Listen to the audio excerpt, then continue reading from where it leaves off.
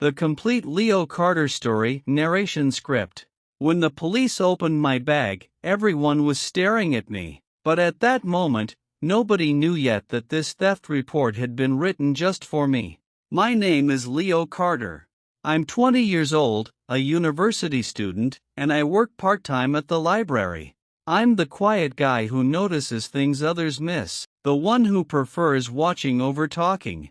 And 3 days ago, my entire life turned into a nightmare I never saw coming. It started with a phone call to the police, an anonymous tip, a stolen necklace, and somehow, my name attached to it.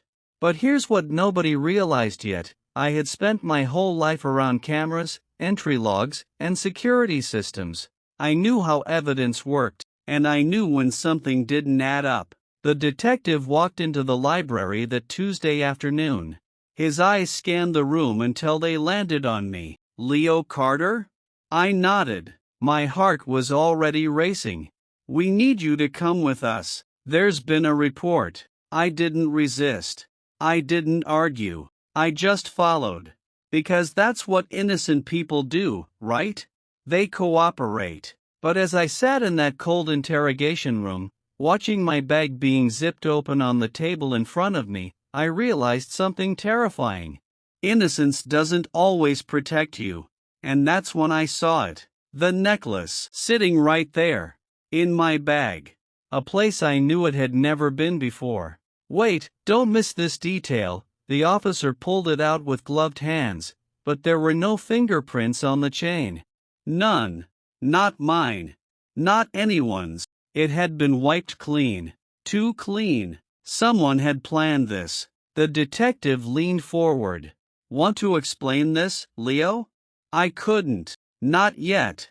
Because my brain was moving faster than my mouth. Who had access to my bag? Who wanted me gone? And why now? But here's the thing that changed everything. I remembered something. The library has a blind spot. One corner the cameras don't cover. And 2 days ago, my younger sister Maya had visited me there. She never visits me at work. I need to see the security footage, I said. The detective raised an eyebrow. That's not how this works. Then make it work, I replied. Because whoever put that necklace in my bag made a mistake, and it's on camera. For the first time, I saw hesitation in his eyes. Not belief, but curiosity. And that was enough. They pulled the footage. 12 minutes. That's all I had before they transported me to the station downtown. 12 minutes to prove I wasn't a thief. But what I saw on that screen, I wasn't ready for. There she was. Maya. My own sister.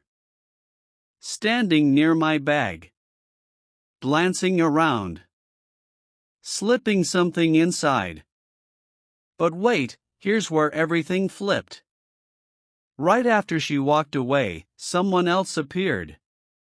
Someone I didn't recognize at first.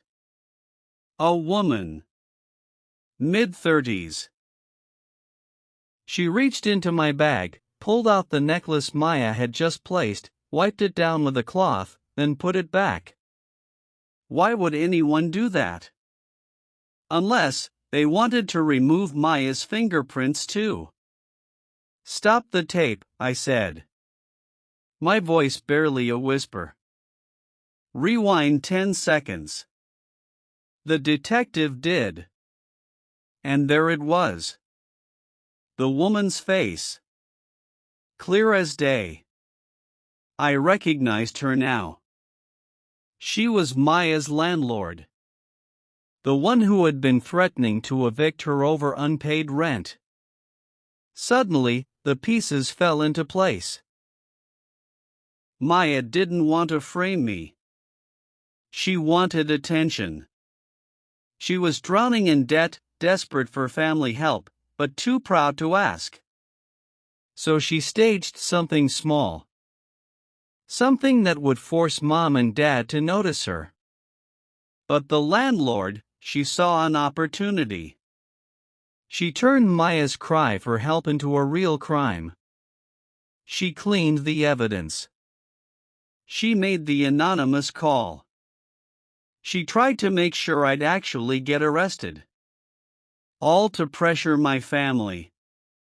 To squeeze money out of them through fear. I looked at the detective. That woman on the screen. Her name is Catherine Royce. And if you check the phone records for the anonymous tip, I guarantee it came from her number. Hold on, because this is where it all reversed. The detective made the call. 3 minutes later, his face changed.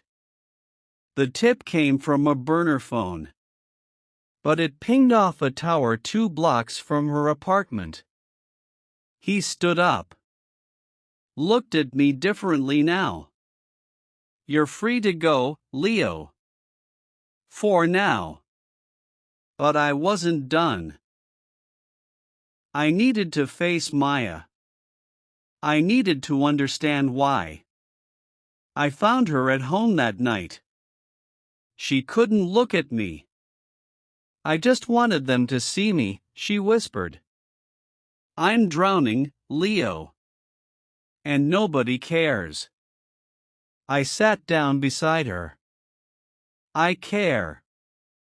But you almost destroyed my life because you were too scared to ask for help. She cried. I didn't. I was too tired. Too angry. But also, too relieved. Because I had caught it.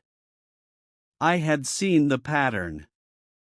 I had trusted my own eyes over everyone else's words. And that saved me. Here's my advice to you.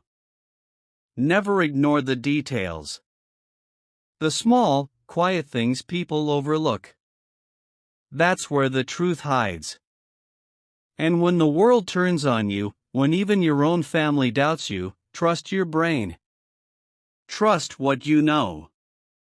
Because sometimes, being quiet and observant isn't a weakness. It's your greatest weapon.